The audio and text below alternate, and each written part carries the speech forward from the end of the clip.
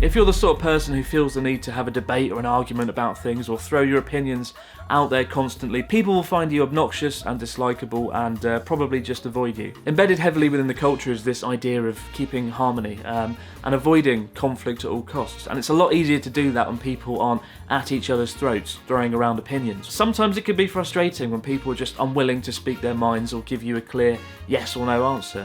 I mean, one time, one of my colleagues when I was teaching, I asked him, "Do you have any pets?"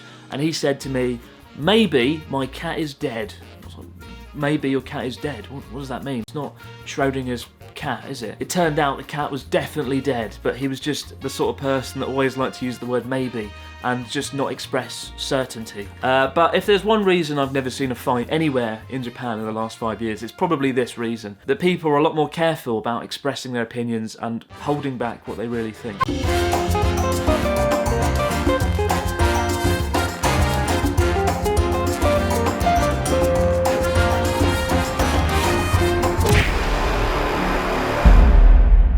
For whatever reason, rubbish bins and trash cans are disturbingly rare in Japan. Outside of convenience stores, it can be a nightmare to find one. And the reason I put this on the list is because so many people, so many of you guys message me on Twitter saying, "I'm in Tokyo and I can't find a bin, what should I do?"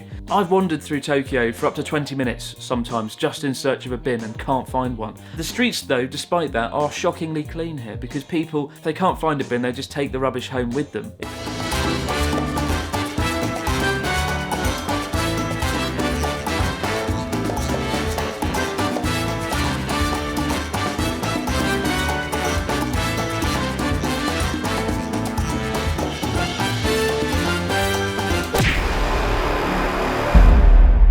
Seems like a fairly obvious addition to the list, and yet in the UK we just cross the street whenever the hell we want, whenever there's an opening in traffic, as opposed to waiting for the green light, same as many countries. In Japan, however, people do not cross the road on a red light. It's incredibly rare, and it's one of the greatest ways of seeing this sense of order and obedience to the law that exists in Japan. If you stand at a roadside in Japan and there's no cars coming, you can't see any cars whatsoever, people still will not cross the road until it goes green. Over the years of the many friends I've had come to visit me here, this is the thing that shocks them the most. The idea of not crossing the street when there's no visible cars there. The idea of abiding by a rule that doesn't seem necessary. And yet for me personally, the main reason I abide by it is after a few years of being here, you don't want to stand out. You don't want to be this stereotypical rule-breaking foreigner. And as well as that, you don't want to run the risk of getting caught out by the police. So those are two things worth taking into consideration before you dash across the seemingly empty road.